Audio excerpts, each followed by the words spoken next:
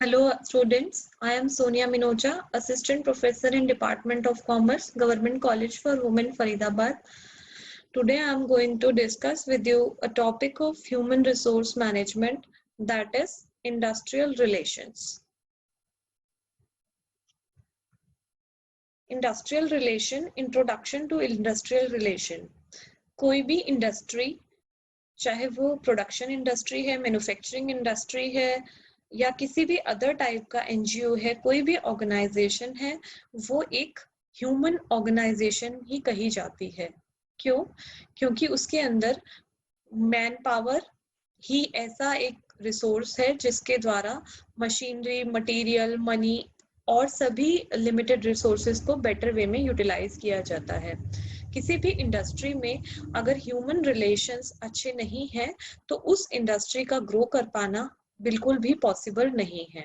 Industrial relations से meaning है कि एम्प्लॉयर यानी कि जिसने रोजगार दिया है उसका रिलेशन एम्प्लॉय के साथ यानी जो स्टाफ हैं, वर्कर्स हैं, डेली वेजर्स हैं उसके साथ, और एम्प्लॉय का एम्प्लॉय के साथ और एम्प्लॉयर का एम्प्लॉयर के साथ। यानी अगर हम सिंपल वर्ड्स में समझें तो इंडस्ट्रियल रिलेशन क्या है? इंडस्ट्रियल रिलेशन एक ऐसा संबंध है इंडस्ट्री के बीच में जो कि इफेक्टिव वे में प्रोडक्टिविटी को इंक्रीज करने में सहायता प्रदान करता है। इंडस्ट्रियल रिलेशन का मतलब है कि लोगों के बीच में इंडस्ट्री में आपस में रिलेशन कैसा है।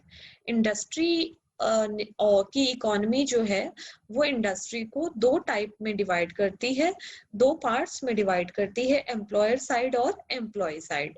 जो एम्प्लॉयर साइड होती है वो उसे हम मैनेजमेंट साइड भी कह सकते हैं, और जो एम्प्लॉय साइड है उसको कौन रिप्रेजेंट करता है? Trade unions. क्योंकि एक एक एम्प्लॉय आपस एक साथ आकर तो इंडस्ट्री से बात नहीं कर सकते या मैनेजमेंट से इंट्रोड्यूस नहीं हो सकते, इसीलिए उनको रिप्रेजेंट कौन करता है? Trade union. तो बेसिकली इंडस्ट्रियल रिलेशन क्या है? किसी भी औद्योगिक संस्था के अंदर मौजूद व्यक्तियों के बीच में संबंध है, और वो संबंध कैसे होने चाहिए? अच्छे होने चाहिए, स्मूथ होने चाहिए, तभी हमारी प्रोडक्टिविटी क्या है? इंक्रीज हो सकती है। नेक्स्ट है हमारा मीनिंग ऑफ इंडस्ट्रियल रिलेशन, यानी इंडस्ट्रियल रिलेशन औद्योगिक संबंधों को क्या हम समझते हैं, औद्योगिक संबंध क्या होते हैं। The relationship between employer and employee and employer and trade unions is called industrial relations. किसी भी औद्योगिक संस्थान में एम्प्लॉयर का एम्प्लॉय के साथ, एम्प्लॉयर वो है जो काम देता है, जो रोजगार देता है, और एम्प्लॉय वो है जो कि इंडस्ट्री के अंदर काम करता है, उसके बदले उसे सैलरी, वेजेस इत्यादि मिलते हैं। तो एम्प्लॉयर का एम्प्लॉय के साथ और एम्प्लॉयर का ट्रेड यूनियंस के साथ रिलेशनशिप को देखा जाता है इंडस्ट्रियल रिलेशन के अंदर। अगर ये इंडस्ट्रियल रिलेशन स्मूथ होते हैं, कूल एंड काम होते हैं, हार्मोनियस होते हैं, तभी किसी इंडस्ट्री के अंदर प्रोडक्टिविटी को बढ़ाकर प्रॉफिट्स को इंक्रीज किया जा सकता है। अगर ये रिलेशंस अच्छे नहीं होते हैं तो प्रोडक्टिविटी ऑटोमेटिकली डिक्लाइन होती चली जाती है। इंडस्ट्री में लॉकआउट्स होंगे, घेराव होंगे, अनरेस्ट होगा, लॉकडाउन्स होंगे, उसके बाद अच्छा एनवायरनमेंट ना होने की वजह से प्रोडक्टिविटी स्लो डाउन होगी, जिससे इंडस्ट्रियल ग्रोथ जो है वो काफी हद तक रुक जाएगी। किसी भी संस्था के अंदर ट्रेड यूनियन को पार्टिसिपेट कराया जाता है। यानी ट्रेड यूनियन कौन होती है? ट्रेड यूनियन एक एम्प्लॉय की रिप्रेजेंटेशन कमेटी होती है जिसमें एम्प्लॉयज अपने चुने हुए रिप्रेजेंटेटिव्स को इकट्ठा करते हैं, जो कि एम्प्लॉय की साइड से एम्प्लॉयर से बात करते हैं उनके बेनिफिट्स और उनके वेलफेयर्स के रिगार्ड में। तो एम्प्लॉयर का एम्प्लॉय के साथ और एम्प्लॉयर का एम्प्लॉयज की ट्रेड यूनियन के साथ जो रिलेशन हम देखते हैं उसको क्या कहते हैं हम? Industrial relations. नेक्स्ट है हमारा definitions of industrial relation. Definitions कोई भी हम यानी टू सिंपल डेफिनेशंस हम एग्जाम में लिख सकते हैं, जैसे कि according to Dale Yoder. Dale Yoder के अनुसार क्या है हमारी इंडस्ट्रियल रिलेशंस? मैनेजमेंट और एम्प्लॉय के बीच में होता है और मैनेजमेंट और ट्रेड यूनियन के बीच में हो सकते हैं। जो कि एम्प्लॉयमेंट की वजह से जनरेट हुए हैं, यानी मैनेजमेंट और एम्प्लॉय। मैनेजमेंट कौन है? एम्प्लॉयर, और एम्प्लॉय है हमारा वर्कर। तो मैनेजमेंट और एम्प्लॉय साथ साथ क्यों आए? एम्प्लॉयमेंट यानी रोजगार की वजह से। ये दोनों साथ साथ आने से जो रिलेशन क्रिएट होते हैं उनको हम क्या बोलते हैं? Industrial relations. नेक्स्ट हमारी definition according to EFL Brech, ये क्या बोलते हैं हमारे कि इंडस्ट्रियल रिलेशंस और पर्सनल मैनेजमेंट जो है वो दोनों सेम है, बस डिफरेंस इतना है कि इंडस्ट्रियल रिलेशंस वाला पार्ट जो है वो ज्यादा कंसर्न है एम्प्लॉय के वेलफेयर्स, एम्प्लॉय के रिलेशंस के लिए। जो रिलेशंस किसके साथ होंगे? मैनेजमेंट के साथ होंगे, ट्रेड यूनियंस के साथ होंगे। एम्प्लॉय जो इंडस्ट्रियल रिलेशन वाला पार्ट है वो एम्प्लॉय रिलेशंस पे ज्यादा ध्यान देता है और मैनेजमेंट की एग्जीक्यूटिव पॉलिसीज फ्रेमवर्क के ऊपर कम ध्यान देता है, जबकि पर्सनल मैनेजमेंट का काम थोड़ा ज्यादा बड़ा है, थोड़ा वाइडर स्कोप है इसका। इसके अंदर इंडस्ट्रियल रिलेशन के साथ साथ मैनेजमेंट की एग्जीक्यूटिव पॉलिसीज को भी इंक्लूड किया जाता है। तो यहाँ तक हम मीनिंग ऑफ इंडस्ट्रियल रिलेशन को हमने कंप्लीट किया है। नेक्स्ट हमारा है ऑब्जेक्टिव्स ऑफ इंडस्ट्रियल रिलेशन, यानी किसी भी HR मैनेजर के द्वारा इंडस्ट्रियल रिलेशन को क्यों स्टडी किया जाता है और किसी भी संस्था के अंदर इंडस्ट्रियल रिलेशन को क्यों ध्यान में रखा जाता है कि इंडस्ट्रियल रिलेशन जो है वो अच्छे क्यों होने चाहिए। तो इसके अंदर है टू एस्टैब्लिश इंडस्ट्रियल पीस, यानी औद्योगिक शांति की स्थापना करने के लिए। अगर एम्प्लॉय और एम्प्लॉयर के बीच में, मैनेजमेंट और ट्रेड यूनियन के बीच में स्वीट और हार्मोनियस रिलेशंस नहीं होते तो औद्योगिक शांति नहीं हो सकती। औद्योगिक शांति नहीं होगी तो क्या होगा? बार बार लॉकआउट्स होंगे, घेराव्स होंगे, एम्प्लॉय जो है वो काम छोड़कर जाने के लिए नई जॉब्स में जाने की इच्छा जाहिर करेंगे, और मैनेजमेंट के द्वारा भी एम्प्लॉयज के वेजेस कट किए जाएंगे, उनको अच्छा एनवायरनमेंट प्रोवाइड नहीं किया जाएगा।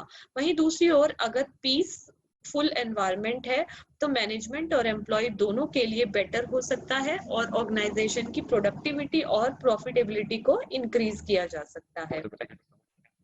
To protect interest of workers and management, कर्मचारियों तथा प्रबंध दोनों के हितों की सुरक्षा करने के लिए। इंडस्ट्रियल रिलेशन क्यों इंपॉर्टेंट है? क्योंकि हमने देखा कि इंडस्ट्रियल रिलेशन में दोनों पार्टीज को इंक्लूड किया जाता है, मैनेजमेंट को भी और वर्कर्स को भी। अगर दोनों पार्टीज जो हैं उन दोनों के हितों की सुरक्षा होती है, यानी दोनों के बीच में अच्छे रिलेशंस होंगे, तो ऑटोमेटिक सी बात है कि दोनों ही पार्ट जो है वो ग्रो करेंगे, एम्प्लॉय का वेलफेयर भी होगा और मैनेजमेंट के पर्सपेक्टिव से ऑर्गेनाइजेशन भी कॉन्टिन्यूसली ग्रो करती चली जाएगी। टू प्रिवेंट इंडस्ट्रियल डिस्प्यूट्स, औद्योगिक अशांति या औद्योगिक झगड़ों को से बचाव के लिए। अगर इंडस्ट्रियल रिलेशंस एम्प्लॉय और एम्प्लॉयर के बीच में रिलेशंस अच्छे हैं, स्वीट हैं, हार्मोनियस हैं, दोनों एक दूसरे के साथ बिलोंगिंगनेस भरा व्यवहार करते हैं, यानी एम्प्लॉय अपनी संस्था के लिए डिवोटेड है और मैनेजमेंट अपने एम्प्लॉयज को साथ लेकर चलती है, तो इंडस्ट्रियल डिस्प्यूट होने के चांसेस काफी कम हो जाएंगे और उससे ऑटोमेटिकली इंडस्ट्रियल पीस जो है वो एस्टैब्लिश होगा। टू रेज प्रोडक्शन कैपेसिटी, यानी उत्पादन की क्षमता को बढ़ाने के लिए। अगर हमारी संस्था के अंदर इंडस्ट्रियल रिलेशन है, इंडस्ट्रियल पीस है, डिस्प्यूट्स नहीं है, तो एम्प्लॉयज कम टाइम में ज्यादा प्रोडक्टिविटी हासिल कर सकते हैं और स्पेशलाइजेशन की वजह से जो हमारी प्रोडक्टिविटी है वो उसे कई गुना बढ़ाया जा सकता है। टू एस्टैब्लिश इंडस्ट्रियल डेमोक्रेसी, यानी कि औद्योगिक लोकतंत्र की स्थापना करने के लिए। इंडस्ट्रियल रिलेशंस के अंदर एम्प्लॉयर और एम्प्लॉय के बीच में स्वीट रिलेशन को एस्टैब्लिश करने की कोशिश की जाती है। उसमें एक पार्ट ये भी आता है कि डेमोक्रेटिक एनवायरनमेंट एस्टैब्लिश हमें करना होता है, यानी लोकतंत्र, जहां पर एम्प्लॉयज अपना सजेशन दे सके, उन्हें पूरा राइट है कि वो अपनी बात को सुनवाई का उन्हें पूरा अधिकार है। तो अगर हम इंडस्ट्री के अंदर डेमोक्रेटिक एनवायरनमेंट को अडॉप्ट करते हैं तो ये इससे भी हमारे इंडस्ट्रियल रिलेशन जो है वो काफी स्मूथ होते हैं। To create full employment situation, यानी कि पूर्ण रोजगार की स्थिति पैदा करने के लिए। इंडस्ट्रियल रिलेशंस अगर अच्छे होते हैं तो हमारी संस्था की प्रोडक्टिविटी इंक्रीज हो जाएगी। अगर प्रोडक्टिविटी लेवल बढ़ता है तो हमें अधिक एम्प्लॉयज की आवश्यकता होगी और हम ऑटोमेटिकली जो है सोसाइटी में एम्प्लॉयमेंट को जनरेट कर पाएंगे। और वहीं अगर इंडस्ट्रियल रिलेशन स्वीट और हार्मोनियस नहीं है तो इंडस्ट्री में लॉकडाउन होने की वजह से प्रोडक्टिविटी बंद हो जाएगी और उसकी वजह से अनएम्प्लॉयमेंट होगा, अनरेस्ट होगा और लोगों को रोजगार की अपॉर्चुनिटीज नहीं मिल पाएंगी। So these are the objectives of industrial relations.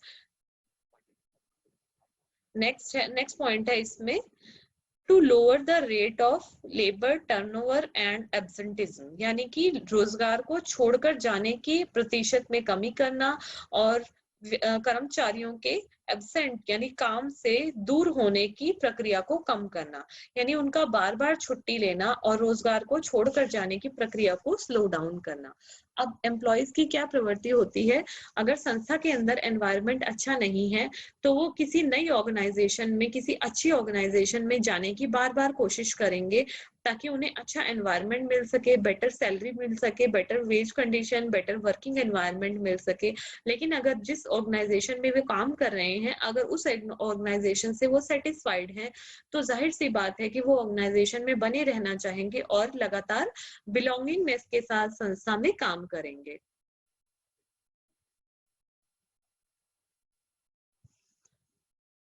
To minimize strikes, lockdowns, घेराव by providing सुटेबल वेजेस या फिर बेटर वेज कंडीशंस। अगर एम्प्लॉयज को अपनी संस्था के अंदर सही टाइम पर वेजेस मिल रहे हैं, सैलरी उन्हें सफिशिएंट मिल रही है, जितना उनसे काम लिया जा रहा है उसके बदले उन्हें सही सैलरी दी जा रही है, वेजेस प्रोवाइड किए जा रहे हैं टाइमली और सफिशिएंट वेजेस हैं, एडिक्वेट वेजेस हैं, तो उससे क्या होगा, वो संस्था के लिए बिलोंगिंगनेस होगी और लॉकडाउन, घेराव और वो स्ट्राइक यानी हड़ताल नहीं करेंगे।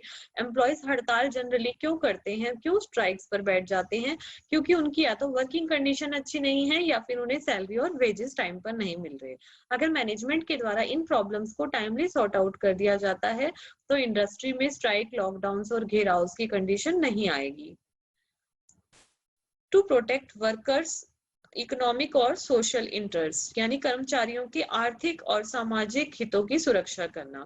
अब आर्थिक हित क्या है कर्मचारी के, सैलरी, वेजेस, उनकी डेली लाइवलीहुड को प्रोवाइड कराना, और सोशल इंटरेस्ट क्या है, उनको सोशल एनवायरनमेंट प्रोवाइड करना, अच्छी वर्क कंडीशंस देना, उनके पीयर ग्रुप्स अच्छे होने चाहिए, सोसाइटी में उनका स्टेटस होना चाहिए, लिविंग कंडीशंस अच्छी होनी चाहिए, गुड वर्किंग कंडीशंस होनी चाहिए। इससे ऑटोमेटिकली उनकी economic as well as social conditions जो है वो इंप्रूव होती चली जाएंगी। To establish control over sick units of the government, जो गवर्नमेंट का कंट्रोल है वो किसके ऊपर इंक्रीज करना है, सिक यूनिट्स के ऊपर और ऐसे यूनिट्स के ऊपर जो कि लगातार लॉसेस को इनकर कर रहे हैं, जिनमें कॉन्टिन्यूअस कई सालों से लॉसेस हो रहे हैं, ऐसे यूनिट्स की पहचान करना और उन्हें गवर्नमेंट की अंडरटेकिंग में लेकर आना ताकि ऐसे इंडस्ट्रीज को रिवाइवल की ओर ले जाया जा सके और उसमें प्रोडक्टिविटी को फिर से किया जाए और फुल एम्प्लॉयमेंट की सिचुएशन को क्रिएट किया जा सके। Nationalisation and socialisation of policies in a public interest, public interest में यानी जनता के हितों में ऐसी पॉलिसीज को जनरेट करना जो कि नेशनल लेवल की हो, यानी एम्प्लॉयज के लिए अगर पॉलिसी, कोई मिनिमम वेज पॉलिसी बन रही है तो वह नेशनल लेवल पर होनी चाहिए। वर्किंग कंडीशंस या वर्किंग आवर्स की यानी काम करने के घंटे के लिए अगर कोई पॉलिसी बनाई जा रही है तो वो नेशनल लेवल की होनी चाहिए ताकि पूरे देश में एक जैसी पॉलिसीज को, एक जैसे रूल्स को अडॉप्ट किया जा सके। डिफरेंट इंडस्ट्रीज में ये पॉलिसीज डिफरेंट नहीं होनी चाहिए बल्कि स्टैंडर्ड रूल्स एंड रेगुलेशन जो हैं वो अप्लाई होने चाहिए। To contribute to the country's economy through high productivity, यानी बढ़ती हुई उत्पादकता के साथ कंट्री यानी देश की इकोनॉमी को में वृद्धि करना। अगर हम क्या करते हैं, हमारी ऑर्गेनाइजेशन की प्रोडक्टिविटी लगातार इंक्रीज हो रही है तो उससे ऑटोमेटिक सी बात है कि हमारे प्रॉफिट्स इंक्रीज होंगे और हमारी जो इंडस्ट्री है उसका इकोनॉमिक ग्रोथ में शेयर जो है वो काफी बढ़ जाएगा। तो हमें क्या कोशिश करनी है, हमें ये कोशिश करनी है कि हम इंडस्ट्रियल रिलेशन रिलेशन स्वीट और हार्मोनियस रखें, जिसकी वजह से प्रोडक्टिविटी कॉन्टिन्यूसली इंक्रीज हो सके और देश की आर्थिक व्यवस्था में, देश की अर्थव्यवस्था में हम अपना योगदान दे सकें। So these are the objectives of industrial relations. Next है हमारे पास अब इम्पोर्टेंस ऑफ इंडस्ट्रियल रिलेशन, यानी इंडस्ट्रियल रिलेशंस क्यों इम्पोर्टेंट है किसी भी संस्था के लिए, क्यों स्टडी किया जाता है, इन पर इतना अधिक ध्यान क्यों दिया जाता है कि औद्योगिक संबंध अच्छे क्यों होने चाहिए। सो इसमें फर्स्ट पॉइंट आता है अनइंटरप्टेड प्रोडक्शन, यानी कि उत्पादन बिना रुकावट के। अब हमारी अगर ऑर्गेनाइजेशन के अंदर स्वीट रिलेशंस हैं, यानी वर्कर्स को वेजेस टाइम पर मिल रहे हैं, they are satisfied with the wage policy, they are satisfied with the working conditions and management is also satisfied with the efficiency of the workers, with the productivity of the workers, तो क्या होगा, हमारे industrial relations काफी अच्छे होंगे और उससे हमारी प्रोडक्टिविटी जो है वो बिना रुकावट के चलती रहेगी। हमें बीच में प्रोडक्टिविटी को स्टॉप करने के लिए यानी स्ट्राइक्स, लॉकडाउन्स की कंडीशन नहीं आएंगी। रिडक्शन इन इंडस्ट्रियल डिस्प्यूट्स, औद्योगिक अशांति में कमी। अगर हमारी संस्था के अंदर इंडस्ट्रियल रिलेशंस अच्छे हैं तो डिस्प्यूट्स की सिचुएशन नहीं आएगी। अगर कभी कोई डिस्प्यूट होता भी है, कभी कोई ग्रीवेंसेस आते भी हैं, तो उनको टाइमली रिजॉल्व कर लिया जाएगा, जो कि हमारी रिजॉल्व कमेटी या रिजॉल्व ट्रिब्यूनल्स हैं उनके द्वारा। हाई मोरल, अगर ऑर्गेनाइजेशन के अंडर इंडस्ट्रियल रिलेशन अच्छा है, वर्कर्स को वेजेस टाइम पर मिल रहे हैं, प्रमोशंस टाइम पर हो रही हैं, ट्रांसफर्स पॉलिसीज जो है वो पॉजिटिव हैं, तो उससे क्या होगा, उनका मोरल काफी इंक्रीज हो जाता है, यानी मनोबल में सुधार होता है। वो अपनी संस्था के साथ जुड़ा हुआ महसूस करते हैं, संस्था को अपना मानते हैं और अपना पूरा कॉन्ट्रीब्यूशन देते हैं प्रोडक्टिविटी को बढ़ाने में और प्रॉफिट्स को इंक्रीज करके टारगेट्स को अचीव करने में। मेंटल रेवोल्यूशन का मतलब क्या है, मानसिक सुधार रेवोल्यूशन की फॉर्म में। अब ये कैसे आता है, जब कोई एम्प्लॉय सेटिस्फाइड होता है, चाहे वो मैनेजमेंट है या फिर वो वर्कर्स हैं, if they are satisfied with their job, तो वो मेंटली पीस और काम की सिचुएशन में आ जाते हैं। उसके बाद वो सेल्फ एक्चुअलाइजेशन, सेल्फ ग्रोथ के ऊपर जाते हैं, सेल्फ एस्टीम के ऊपर ध्यान देते हैं, जिससे ऑटोमेटिकली उसका इंटेलेक्चुअल लेवल बढ़ता है और उस बढ़े हुए इंटेलेक्चुअल लेवल का, बढ़े हुए स्पिरिट का फायदा किसको मिलता है, इंडस्ट्री को, जिससे हमारी प्रोडक्टिविटी, एफिशिएंसी काफी हद तक इंक्रीज होती है।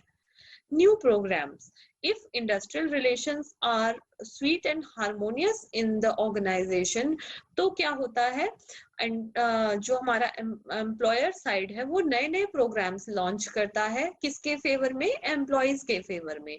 सपोज चिल्ड्रन एजुकेशन का कोई प्रोग्राम है, रिक्रिएशन फैसिलिटीज अगर हम उनको दे रहे हैं, अगर हम अपने एम्प्लॉयज को साल में एक बार 15 दिन की छुट्टी देते हैं और उन्हें कुछ अलाउंसेस भी देते हैं कि आप जाइए, घूम कर आइए, अपनी फैमिलीज के साथ टाइम स्पेंड कीजिए, तो these are called recreation facilities. Next है ट्रेनिंग एंड डेवलपमेंट प्रोग्राम्स।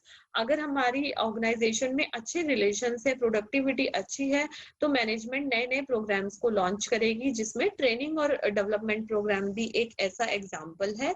तो ये तभी पॉसिबल है जब इंडस्ट्री में रिलेशंस अच्छे हैं, किसी प्रकार का कोई डिस्प्यूट नहीं है, एकदम शांति की सिचुएशन है, सब कुछ काम टाइम पर हो रहा है, then management is possible to do the same for the sake of employees.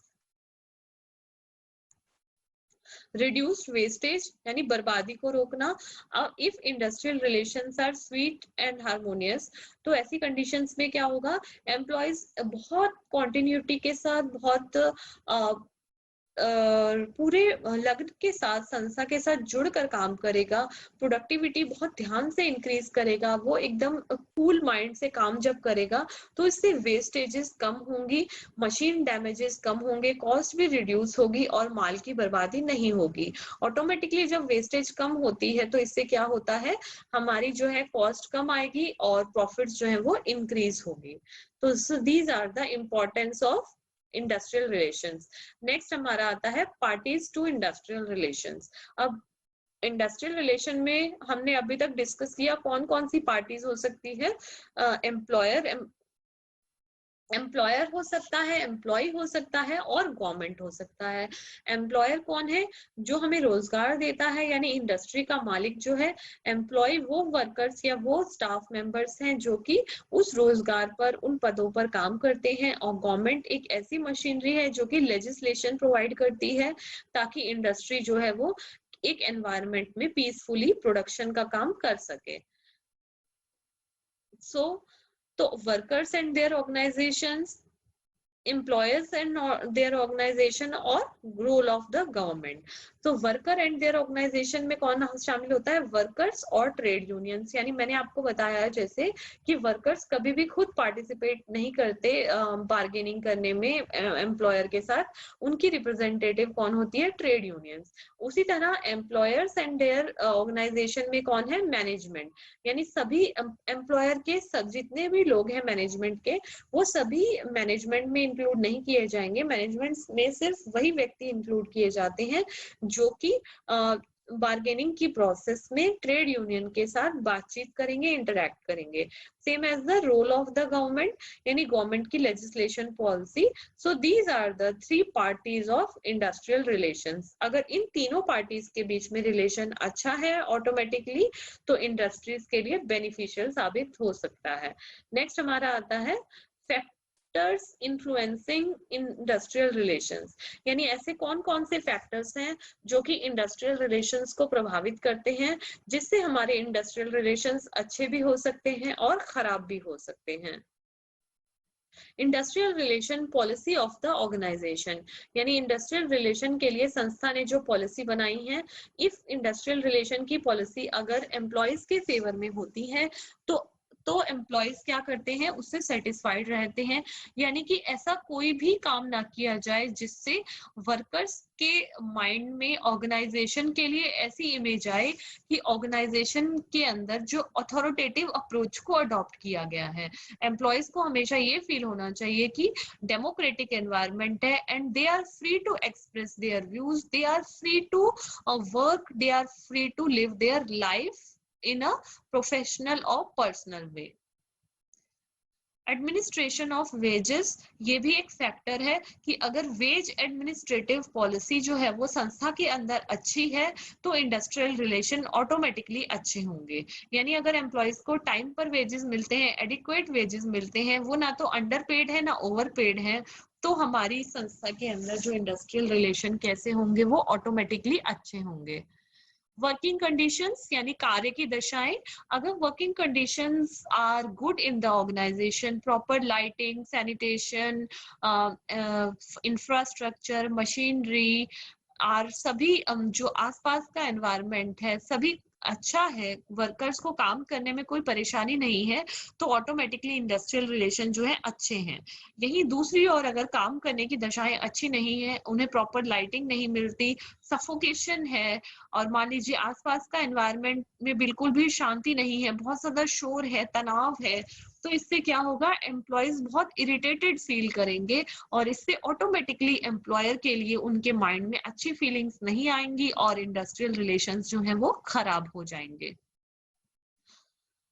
Trade unions की पॉलिसीज अप्रोच कैसा है मैनेजमेंट के साथ? अगर हमारी ट्रेड यूनियंस जो है वो पॉजिटिव वे में मैनेजमेंट के साथ बात करने के लिए उनकी पॉलिसीज है, तो जो है इंडस्ट्रियल रिलेशन है वो अच्छे बनाए जा सकते हैं। अगर ट्रेड यूनियन बहुत ज्यादा एग्रेसिव है, उनकी पॉलिसीज जो है वो नेगेटिव हैं और वो मैनेजमेंट के साथ अच्छे तरीके से बात नहीं करना चाहते हैं, सिर्फ अपनी ही बात को वो एग्रीमेंट करना चाहते हैं, मैनेजमेंट के पक्ष को ध्यान में नहीं रखना चाहते, तो इंडस्ट्रियल रिलेशंस जो है वो सौहार्द नहीं हो पाएंगे।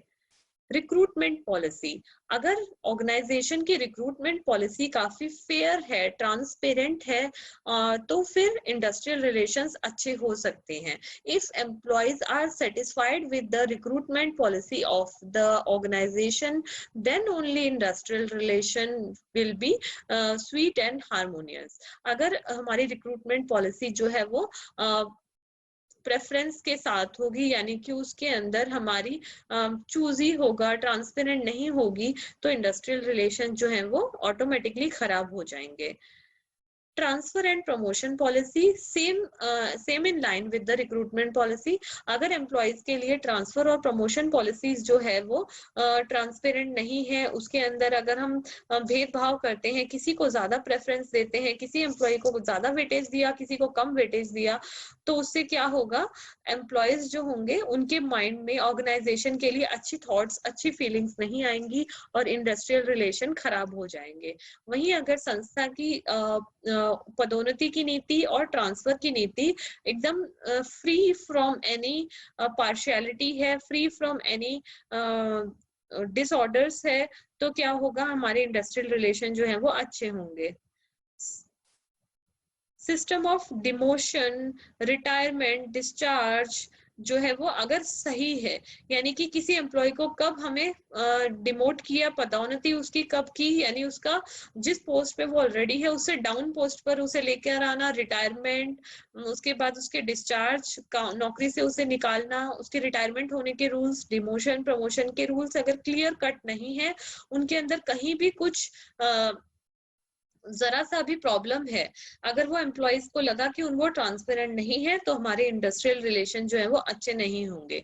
वहीं दूसरी ओर एक ऐसी ऑर्गेनाइजेशन जिसके अंदर डिमोशन, डिस्चार्ज, रिक्रूटमेंट, प्रमोशन और हमारे डिमोशन के रूल्स रेगुलेशन सभी क्लियर कट हैं और उन्हीं को फॉलो किया जाता है, उसी पॉलिसीज को ध्यान में रखकर ये सब काम किए जाते हैं, तो एम्प्लॉयज जो है वो ऑर्गेनाइजेशन से काफी हद तक प्रभावित रहते हैं और वो मोटिवेट होकर काम करते हैं, जिससे रिलेशन अच्छे होते हैं।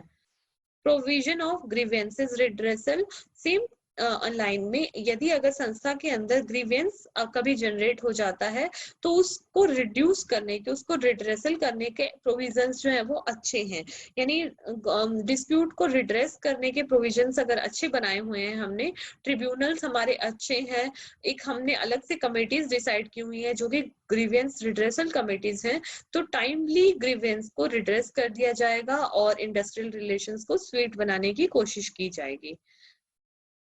Employers associations and their policy, same time जैसे हमने ट्रेड यूनियन के बारे में देखा, वैसे ही एम्प्लॉयर्स की भी एसोसिएशन होती है जिसको हम मैनेजमेंट साइड बोलते हैं, उनकी एसोसिएशन एंड देयर पॉलिसीज। अगर मैनेजमेंट का थॉट एम्प्लॉयज के लिए पॉजिटिव है तो वो कोशिश करेंगे कि इंडस्ट्रियल रिलेशन अच्छे बने रहें। सेम इन लाइन विद अगर मैनेजमेंट का थॉट एम्प्लॉयज की तरफ नेगेटिव अप्रोच है तो इंडस्ट्रियल रिलेशन को स्वीट बनाने में काफी परेशानी आएगी और इंडस्ट्रियल रिलेशन काफी हद तक खराब हो सकते हैं। नेक्स्ट पॉइंट है हमारा कंडक्ट ऑफ सुपरवाइजर्स, यानी जो हमारे सुपरवाइजर्स हैं। अब सुपरवाइजर कौन व्यक्ति होते हैं, जो कि मैनेजमेंट और वर्कर्स के बीच में एक मिडिल लाइन मैनेजर्स की होती है, मिडिल मैनेजर्स होते हैं। ये क्या करते हैं, एम्प्लॉयज और मैनेजमेंट के बीच में ब्रिज का काम करते हैं, जो कि चेक करते हैं एम्प्लॉयज के काम को कि वो कितनी एफिशिएंसी के साथ काम कर रहा है, कहाँ वेस्टेज हो रही है, कहाँ पर कॉस्ट में दिक्कत आ रही है और कहाँ पर उनमें उसको सुधारा जा सकता है। और सेम मैनेजमेंट के पॉलिसीज और प्रोसीजर्स को पहुंचाते हैं कहाँ तक, एम्प्लॉयज तक, और एम्प्लॉयज की बात को पहुंचाते हैं मैनेजमेंट तक। तो अगर उनका कंडक्ट जो है पॉजिटिव है तो इंडस्ट्रियल रिलेशंस भी पॉजिटिव होंगे, अच्छे होंगे। अगर उनका कार्यकाल जो है वो अच्छा नहीं है तो इंडस्ट्रियल रिलेशंस पर नेगेटिव इफेक्ट पड़ेगा। वर्कर्स का individual level, individual approach, education level, अगर हमारी ऑर्गेनाइजेशन के अंदर अच्छे इंटेलेक्चुअल लेवल वाले वर्कर्स हैं, उनकी एजुकेशन लेवल अच्छा है, अच्छी सोसाइटी से वो आ रहे हैं, लिविंग स्टेटस अच्छा है, तो वो कोशिश करेंगे कि अच्छे संबंध बनाकर रखे जाए मैनेजमेंट के साथ और लगातार काम को अच्छे से किया जा सके। वहीं दूसरी ओर अगर एम्प्लॉयज का, वर्कर्स का एजुकेशन का लेवल अच्छा नहीं है, वो अच्छे से काम नहीं कर रहे हैं, उनकी अप्रोच जो है वो नेगेटिव है मैनेजमेंट की तरफ, तो काम को करने में काफी दिक्कत आएगी और रिलेशंस अच्छे नहीं होंगे। Conduct and approach of workers towards management, यानी वर्कर्स का कैसा अप्रोच है मैनेजमेंट की तरफ। जैसे मैंने पहले बताया, इफ अगर वर्कर्स का अप्रोच जो है मैनेजमेंट की ओर पॉजिटिव है, अगर वर्कर्स ये सोचते हैं कि मैनेजमेंट हमारे हितों के लिए ही काम करेगी, कभी भी हमें नुकसान पहुंचाने की कोशिश नहीं करेगी, तो इंडस्ट्रियल रिलेशन को वो बेटर साबित करने में एक फैक्टर बनेगा। लेकिन वही अगर वर्कर्स को ये लगता है कि मैनेजमेंट जो है वो हमारे लिए पॉजिटिव नहीं सोच सकती सकती है, तो इससे इफेक्ट पड़ेगा किसमें, इंडस्ट्रियल रिलेशन को खराब करने में। Conducts and approach of workers towards trade union, अगर वर्कर्स को लगता है कि ट्रेड यूनियन हमारी अच्छी रिप्रेजेंटेटिव है, हमारी बेटरमेंट के लिए ही काम करेगी, तो वो ट्रेड यूनियन को कोऑपरेट करेंगे और इंडस्ट्रियल रिलेशन को हार्मोनियस बनाने में सहयोग देंगे। यही अगर वर्कर्स का ट्रेड यूनियन के साथ अच्छा रिलेशन नहीं होता, अगर वर्कर को लगता है कि ट्रेड यूनियन जो है वो मैनेजमेंट की साइड पर ज्यादा है, उनकी साइड पर नहीं है, तो वो ट्रेड यूनियन के साथ कोऑपरेट नहीं करेंगे और इंडस्ट्रियल रिलेशंस जो है वो खराब हो जाएंगे। Conduct and approach of workers towards fellow workers यानी सहकर्मियों के साथ अगर एम्प्लॉयज का व्यवहार, उनका रिलेशन अगर अच्छा है, तो इंडस्ट्रियल रिलेशन ऑब्वियस सी बात है अच्छा है। अगर किसी संस्था में एम्प्लॉयज और एम्प्लॉयज के बीच में ही झगड़े क्रिएट होते रहते हैं, तो मैनेजमेंट उन झगड़ों को ही सुलझाने में लगी रहेगी। इससे सारी ध्यान प्रोडक्टिविटी से हटकर उन ग्रीवियंस को रिड्रेस करने में ही लगा रहेगा।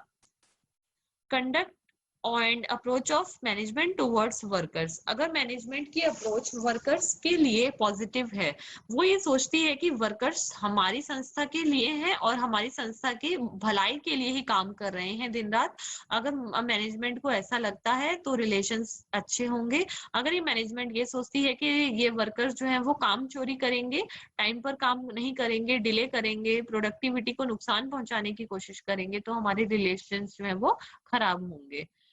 लेबर लेजिस्लेशंस, अगर लेबर से रिलेटेड जो भी लेजिस्लेशंस, जो भी रूल्स एंड पॉलिसीज हैं वो पॉजिटिव है, तो इंडस्ट्रियल रिलेशंस को अच्छे बनाने में योगदान देंगे। वहीं अगर लेजिस्लेशंस हमारे नेगेटिव इम्पैक्ट दे रहे हैं, तो हमारे इंडस्ट्रियल रिलेशन जो है वो खराब हो सकते हैं। Administration and enforcement of labour laws in the country, अगर देश में हमारे कंट्री में लेबर लॉज को इम्प्लीमेंट जो किया गया है वो सही तरीके से, लेबर लॉज यानी एम्प्लॉयज के लिए जो लॉज बनाए गए हैं वो सही है, तो हमारी इंडस्ट्री में रिलेशन जो है वो काफी अच्छे हो सकते हैं। वहीं अगर लेबर लॉज जो है वो थोड़े से पॉजिटिव नहीं है एम्प्लॉयज के लिए, तो हमारे रिलेशंस को खराब करने में वो योगदान देंगे। Labour policy of the government etcetera, अगर गवर्नमेंट की लेबर पॉलिसीज जो है वो लेबर और मैनेजमेंट दोनों के लिए हितकारी है और स्पेशली वर्कर्स के हितों में अगर वो हैं, यानी वर्कर्स के लिए पॉजिटिव एस्पेक्ट लेकर चल रही हैं, उनकी नेगेटिव साइड की तरफ नहीं दे रहे हैं, तो इंडस्ट्रियल रिलेशन स्वीट और हार्मोनियस होंगे और प्रोडक्टिविटी इंक्रीज होगी। अदरवाइज अगर हमारी पॉलिसीज जो है वो गवर्नमेंट की पॉलिसी से नेगेटिव इम्पैक्ट दे रही हैं वर्कर्स के लिए, तो हमारे जो इंडस्ट्रियल रिलेशंस हैं वो काफी हद तक खराब हो सकते हैं। तो अगर इन सभी फैक्टर्स को ध्यान में लेकर कोई भी इंडस्ट्री चलती है, या एम्प्लॉयर्स और एम्प्लॉय, ट्रेड यूनियंस और मैनेजमेंट साइड अगर इन फैक्टर्स को ध्यान में लेकर चलते हैं, तो हमारे